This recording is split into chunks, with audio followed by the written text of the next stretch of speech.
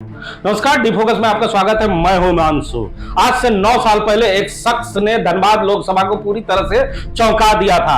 आज फिर उस शख्स ने पूरे धनबाद लोकसभा को चौंका दिया है। जी हां, ठीक सुना आपने। आज से 9 साल पहले 2014 में लोकसभा का चुनाव की घोषणा होती है और राष्ट्रीय पार्टी पे तमाम लोगों की नजर टिकी रहती है कि आखिर धनबाद से कौन प्रत्याशी होगा। 14 में जैसे ही लोकसभा के प्रत्याशी की घोषणा भारतीय जनता पार्टी पीएन सिंह के रूप में करती है तो तमाम लोगों की नजर होती है कि आखिर कांग्रेस पार्टी किसे उम्मीदवार बनाएगी, क्योंकि 2009 में जो पूर्व सांसद होते हैं चंद्रशेखर दुबे वो चुनाव हार चुके होते हैं। इसलिए कांग्रेस पार्टी में ये चर्चाएं जोर पकड़ती है कि इस बार ददई दुबे का टिकट कट सकता है। लेकिन जैसे ही नाम 2014 में अजय दुबे का सामने आता है तो लोगों में यह चर्चाएं शुरू हो जाती है कि ददई दुबे को ना टिकट देकर उनके बड़े पुत्र अजय दुबे को टिकट दिया गया है। लेकिन रात की तन्हाई जैसे ही समाप्त होती है, सुबह धनबाद के हीरकपुर के रहने वाले अजय दुबे सामने निकल कर आते हैं। एक नया चेहरा जो धनबाद लोकसभा में तमाम लोग पहली बार देखते हैं कि हमारा उम्मीदवार बन के आया है। फिर 9 साल के बाद पार्टी ने एक बार चौंकाया है और 9 साल के बाद धनबाद लोकसभा का संयोजक बनाकर अजय दुबे को धनबाद लोकसभा भेजा है। हमारे साथ बात करने के लिए खुद अजय दुबे है। सर, बहुत बहुत स्वागत है डी फोकस में आपका। धन्यवाद मानसू भाई। चौंकाने की आदत आपकी जा नहीं रही है। 9 साल पहले भी चौंकाया था, 9 साल बाद भी आपने चौंकाया है लोगों को। देखिए, ऐसा है हिमांशु भाई कि चूंकि आप जो कह रहे हैं तो बिल्कुल ठीक है, लेकिन मैं समझता हूँ कि मैं ऐसा कोई भी चौंकाने वाली परिस्थिति मेरे साथ पैदा नहीं हुई है, क्योंकि हमने छात्र जीवन से NSY काफ़ी वर्षों तक मैं एक्टिविस्ट रहा, पार्टी का यूथ कांग्रेस में रहा, जिला कांग्रेस कमेटी में रहा और फिर रीजनल कांग्रेस कमेटी जब झारखंड अलग नहीं हुआ था तो उसके पहले यहाँ क्षेत्रीय छोटा नागपुर संथाल परगना क्षेत्रीय कांग्रेस कमेटी थी। उस कमेटी का भी मैं ऑफिस बेरर रहा, पार्टी की सेवा में रहा और झारखंड बनने के बाद लगातार जब से झारखंड अलग हुआ तब से लेकर के और लगभग अभी तक मैं पार्टी को जो जिम्मेदारी पार्टी ने जो आदेश दिया उसका अनुपालन किया। आपको मैं बता दूं कि 2004 में भी विधानसभा और 9 में भी और बहुत सी बातें हैं। तो मेरे यहाँ क्या है कि मेरे यहाँ मेरी पार्टी में डिसिप्लिन पार्टी है, ये मैं मानता हूँ, क्योंकि हम लोग कांग्रेस पार्टी की बहुत डिसिप्लिन सोल्जर हैं। पार्टी में संगठन में वर्षों में काम करने के बाद मिलना नहीं मिलना, पद का मिलना, चुनाव में टिकट मिलना नहीं मिलना, ये हम लोगों के लिए निश्चित रूप से कोई मायने नहीं रखता, क्योंकि मानसिक रूप से आंतरिक रूप से हम लोग पार्टी के प्रति जिस भाव में रहते हैं ये पार्टी डिसाइड करती है। 2014 में पार्टी ने डिसाइड किया तो मैं बतौर प्रत्याशी आया।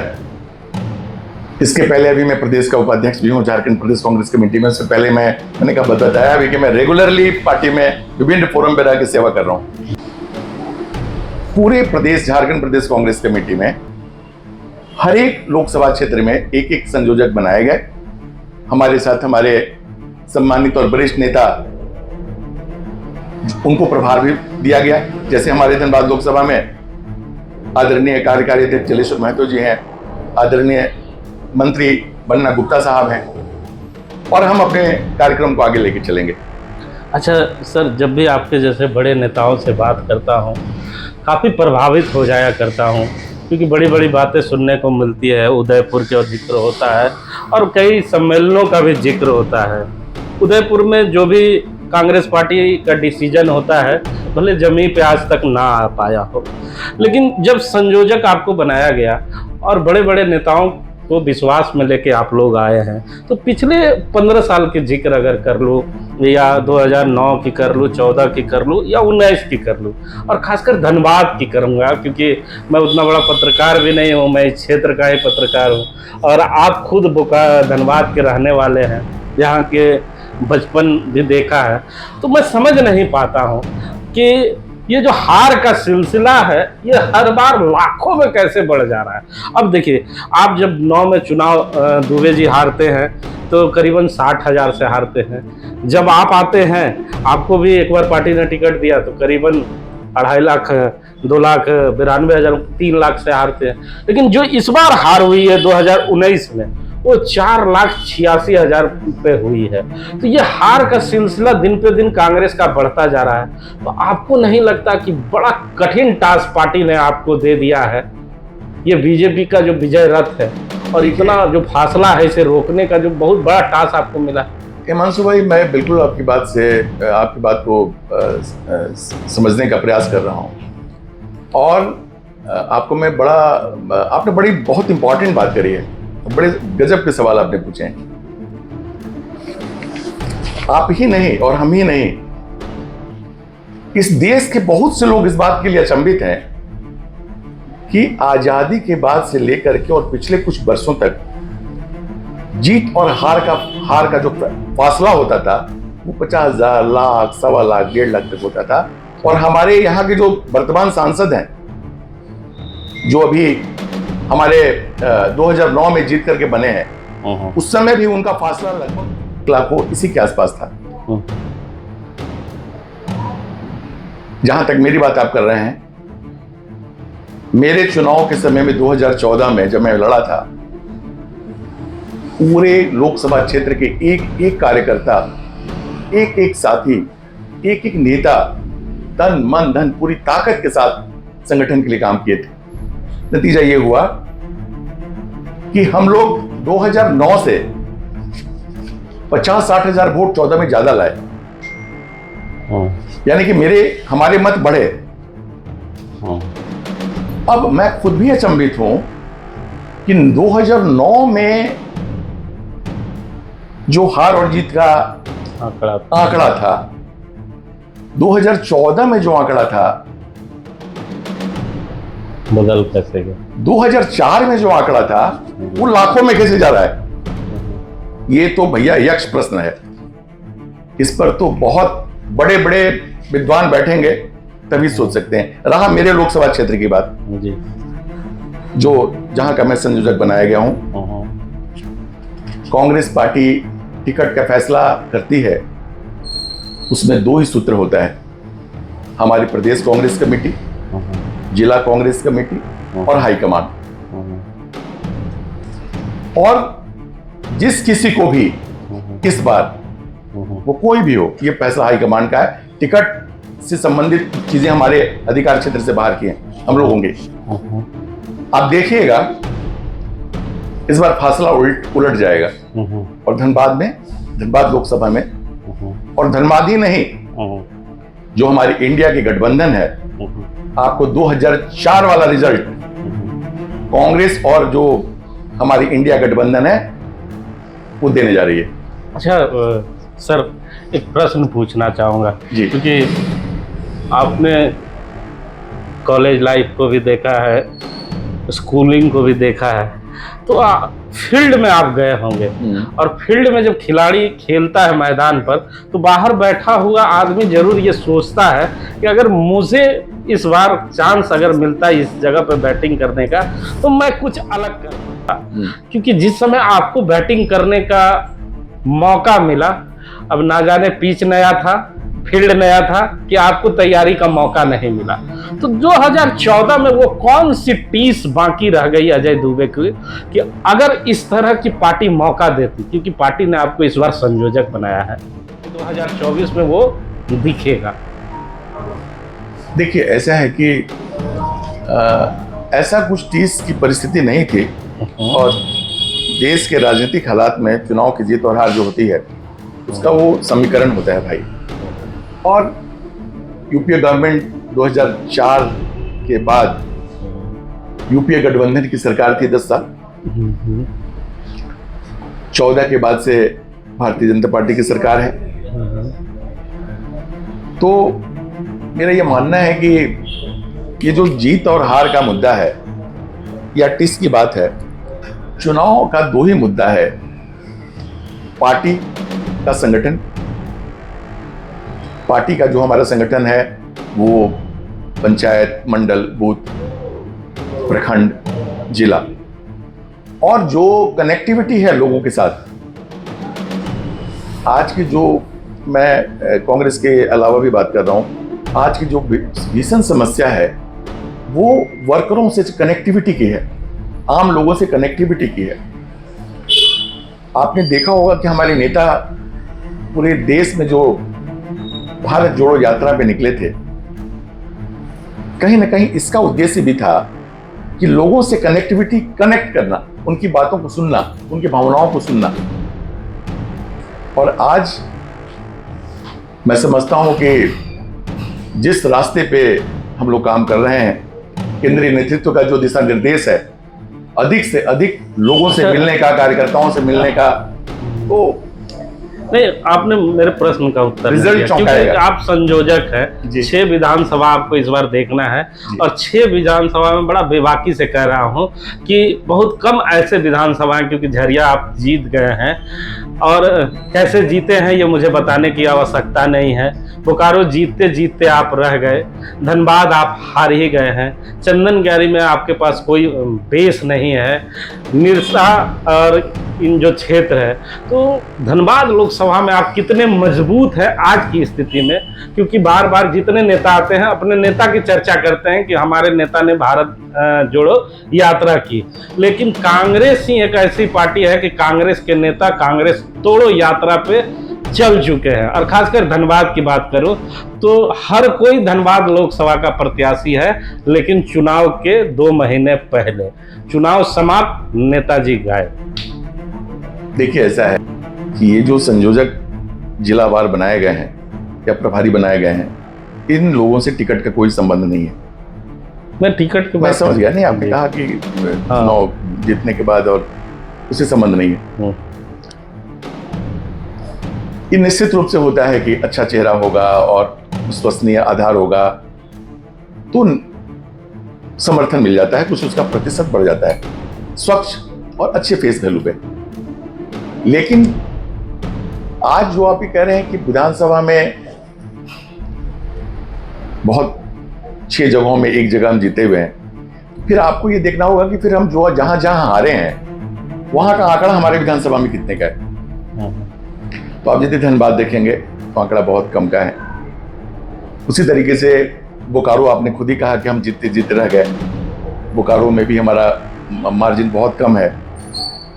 और ये मेरा मानना है, आप भी समझते होंगे हिमांशु भाई, कि हमारी जो ये नए प्रभारी पिछले 1.5 साल से आए हैं, मैं गौरव के साथ कहता हूं कि मैं बहुत बरसों से, मुझे याद है कि 22-23 साल की उम्र से, उससे भी बहुत कम, मुझे याद है कि इंदिरा जी 77 के जो चुनाव था उसमें ये गोल्फ ग्राउंड में हमारी श्रीमती इंदिरा गांधी जी आई थी। मैं सौभाग्यशाली हूं, मैं था उस बैठक में, उस सभा में। तो मेरा ये कहना है कि जीत हार पॉलिटिकल पार्टीज के समय काल परिस्थिति के साथ बदलते रहता है। 4 में सर हिमांशु भाई सुन लिया जाए, और मेरी बात 1 मिनट सुन लीजिए। और वही परिस्थिति इस बार होने वाली है 24 में। सर, अब मैं यहाँ आपसे बात किया करते हैं सर, धनबाद लोकसभा में सबसे बड़ी आबादी ओबीसी की है। ठीक बात। जब आप क्षेत्र में निकलेंगे तो लोग सवाल आपसे पूछेंगे, क्योंकि आप बड़े नेता हैं। बिल्कुल ठीक है साहब, जब भी झारखंड में बड़ी पोस्ट की चर्चाएं होती है या बोर्ड निगम बांटने की चर्चाएं होती है, उस समय उस ओबीसी को क्यों नहीं जगह दी जाती है? अभी आपने 11 बोर्ड निगम का जो भी था बोर्ड की लोगों को दिया, जिसमें आपने 3 राजपूत जाति को, ब्राह्मण जाति को और जो दलित परिवार है उसे भी सम्मान दिया। ओबीसी को क्यों नहीं सम्मान दिया? मुसलमानों को क्यों नहीं सम्मान दिया, जो आपके प्रति डिवोटी है, आपको वोट करते हैं? बिल्कुल ठीक। तो सर, जब आप क्षेत्र में जाएंगे तो लोग आपसे पूछेंगे कि साहब, जब पोस्ट बढ़ता है, कुर्सियां बढ़ती है, उस समय कांग्रेस पार्टी को हमारी याद नहीं आती है। आज आप हमसे वोट मांगने आए, ये सवाल पूछेंगे लोग आपसे सर, जब धनबाद लोकसभा में जाए। क्या जवाब देंगे अजय दुबे? बताते हैं भैया, बिल्कुल सही कहा आपने। हमारे पूरे झारखंड में ओबीसी संख्या के आधार पे अच्छी संख्या में है। मेरे क्षेत्र में, इस धनबाद लोकसभा में भी अच्छी संख्या में है। हमारे यहाँ काफ़ी माइनॉरिटीज़ का पॉपुलेशन भी है, अच्छी संख्या में है। दलित समाज एससी डिपार्टमेंट में के हमारे काफ़ी बड़ी तादाद में बावरी, दास, बहुत लोग भरे हुए हैं। हमें चूँकि मैंने क्षेत्र का बहुत दौरा किया है, मेरे भाई आप जानते हैं, तो है। जहाँ तक आप मनोनयन की बात कर रहे हैं या जो नोटिफिकेशन गवर्नमेंट कमिटीज़ की बात कर रहे हैं, तो अभी हमारा जो ओबीसी का जो बोर्ड का गठन होना है वो अभी होने वाला है, हुआ नहीं है।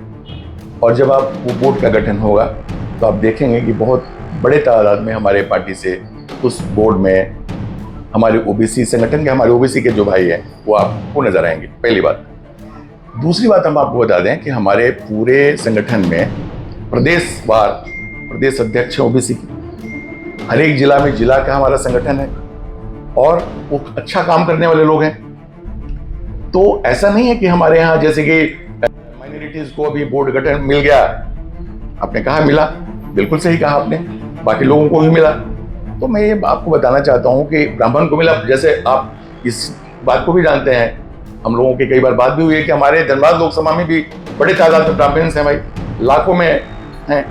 तो ये तो प्रदेश स्तर का फैसला होगा जब भी, तो आपको ये सवाल आप उसके बाद नहीं करेंगे।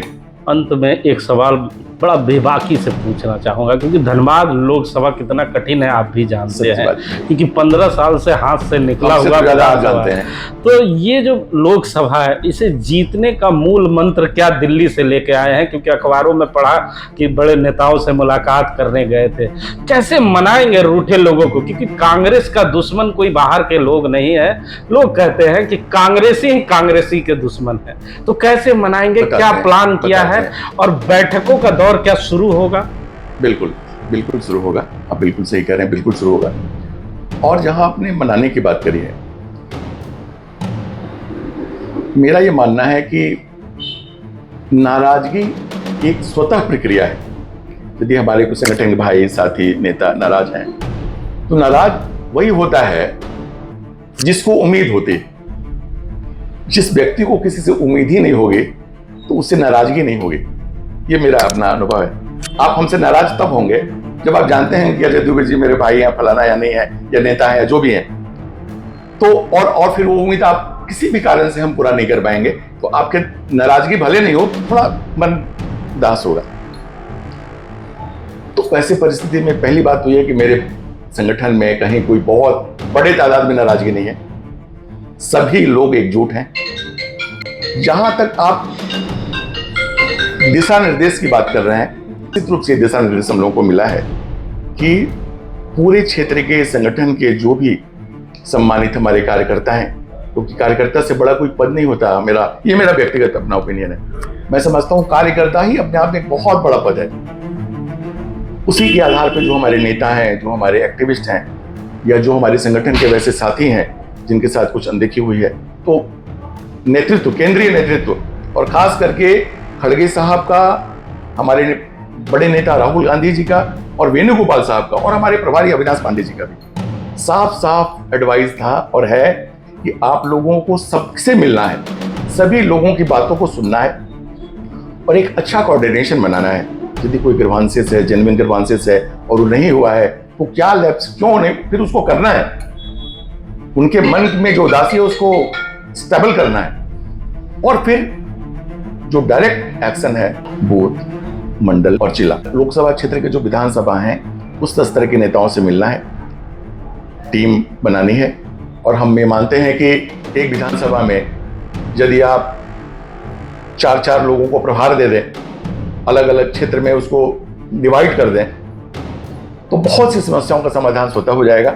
और हम लोग फिर मिलकर के संगठन के साथियों के साथ राय लेकर के, हमारे 2 प्रभारी हैं, कार्यकारी अध्यक्ष जलेश्वर महतो जी, हमारे अनुभवी नेता हैं, मंत्री हैं मन्ना गुप्ता साहब, हम और हमारे जो जिला अध्यक्ष हैं दोनों जगह के, प्लस हमारे जितने विंग के जो संगठन प्रमुख हैं, महिला कांग्रेस, एनएसवाई, ओबीसी और जो भी साथी हैं माइनॉरिटीज डिपार्टमेंट के, सभी लोगों के साथ बैठ करके अलग अलग या एक साथ मिल करके राय मशविरा करेंगे उनकी बात। अच्छा सर, ये क्वेश्चन तो लास्ट हो गया था, लेकिन आपने एक बड़ा बात कहा, उसमें एक छोटा सा प्रश्न और छोटा जवाब भी चाहूँगा। कांग्रेस में बहुत सारे विंग है, सुना है हम लोगों ने भी, युवा है, महिला है, लेकिन जब सामने आके देखते जमीन पे कुछ नहीं रहता। कांग्रेस के बड़े बड़े प्रभारी भी जब आते हैं तो हम लोग नहीं देख पाते कि जिला अध्यक्ष पहुंच पाते हैं। तो अगर ऐसे जिला अध्यक्ष संयोजक के जाने के बाद भी सर्किट हाउस नहीं पहुंच पाएंगे, बैठक में नहीं पहुंच पाएंगे, तो अजय दुबे कोई कड़ा फैसला भी लेंगे इस बार? देखिए, हम जो आपने इशारा किया मैं समझ गया, सुधार करेंगे। कड़ा फैसला क्या करना है, सुधार करेंगे और कोशिश करेंगे कि जो कमियां हैं वो जल्दी से जल्दी कितना अच्छा और कितना ठीक हो सकता है। और जहां तक महिला कांग्रेस से मैं अपने क्षेत्र का बता रहा हूँ, हमारी महिला कांग्रेस की जो नेत्री है, अध्यक्ष हैं, she most powerful activist Dhanbad Sita Rana. हमारा प्रजातांत्रिक पार्टी, डेमोक्रेटिक सिस्टम पे हम विश्वास करते हैं और कोई भी प्रत्याशी हो सकता है, ये उसका अधिकार है। कोई कार्यकर्ता हो, कोई किसी भी पद का प्रत्याशी हो सकता है, लेकिन फैसला हमारा हाईकमांड और प्रदेश नेतृत्व, साथ में जिला नेतृत्व का भी सहमति, या फाइनली हमारा हाईकमांड जो फैसला लेगा, निश्चित रूप से उस व्यक्ति के लिए पूरी हमारी संगठन तन मन धन से काम करेगी और पूरा प्रयास करेगी। एक बात मैं आपको चेहरे की जिज्ञासा को देख करके बता दूं, माफ कीजिएगा, मैं ये सवाल नहीं करता, हम बोलता है बात। मैं आपको यकीन दिलाता हूं कि मैं 99.9% बतौर संगठन के संयोजक की हैसियत से काम करना चाहता हूं और चुनावी इस झंझाट से अपने को बहुत दूर रखने का अंतिम प्रयास करूंगा। अंतिम। तो मैं आपको बताना चाहता हूं कि पार्टी जिसको भी टिकट देगी, जो फैसला, जिस पर आपने देखा होगा 14 में मैं लड़ा था, 19 में हमारे झांसा आके लड़े, हम लोग तन मन उनके लिए काम किए और वोट आया था, वोट बड़ी तादाद में आया था हिमांशु भाई। तो मेरा कहना है कि इस बार भी पार्टी जिसको टिकट देगी भाई, कोई भी बड़े नेता हो, वरिष्ठ नेता हो, नौजवान हो, जिसको देंगे, हम हमारे कार्यकारी अध्यक्ष जलेश्वर महतो साहब और हमारे सम्मानित आदरणीय मंत्री बन्ना गुप्ता साहब, जो जिम्मेदारी केंद्र ने हम लोगों को दी है, हम लोग निष्ठा के साथ संगठन के लिए ईमानदारी से प्रयास करेंगे। धन्यवाद। तो सुने ना आपने, ये अजय दुबे हैं जिन्होंने साफ तौर पे कहा है कि निष्ठा के साथ इस बार धनबाद लोकसभा में प्रयास करूंगा। लेकिन इस इंटरव्यू को देखते समय जो प्रत्याशी का बीपी अप और डाउन हो रहा है, तो वो अपने बीपी को स्थिर कर ले, क्योंकि अजय दुबे ने साफ तौर पे कहा है कि मैं संयोजक की भूमिका में इस जगह पे आया हूं और पार्टी ने जो विश्वास दिलाया है उस विश्वास पे खड़े उतरने का प्रयास करूंगा। जिन लोगों को भी चुनाव लड़ना है वो पूरी तन्मयता के साथ धनबाद लोकसभा में लग जाए। पार्टी के वरीय नेता उन्हें ऊपर से देख रहे है। अब किसका भाग चमकेगा ये तो 2024 में पता चलेगा कि कांग्रेस पार्टी किसको उम्मीदवार बनाएगी। लेकिन अजय दुबे ने साफ तौर पे कहा है कि मैं कागज पे संयोजक बन के नहीं आया हूं और मैं कागज वाला संयोजक नहीं हूं। मैं क्षेत्र में आऊंगा और अपने विधानसभा में जो भी कार्यकर्ता है उनसे मैन टू मैन इस बार मिलने का प्रयास करूंगा और उनकी समस्याओं को सुनने का प्रयास करूंगा और अपने बड़े नेता तक पहुंचाने का प्रयास करूंगा। अब इनका प्रयास कितना रंग ला पाएगा कि 2004 की तरह फिर से धनबाद लोकसभा में हाथ आगे आ पाएगा या हाथ फिर से खींचकर 2019 की तरह नीचे चला जाएगा, यह तो वक्त बताएगा कि अजय दुबे का प्रयास कितना रंग लाएगा। कैमरामैन लक्ष्मी नारायण के साथ जीपी हिमांशु, धनबाद।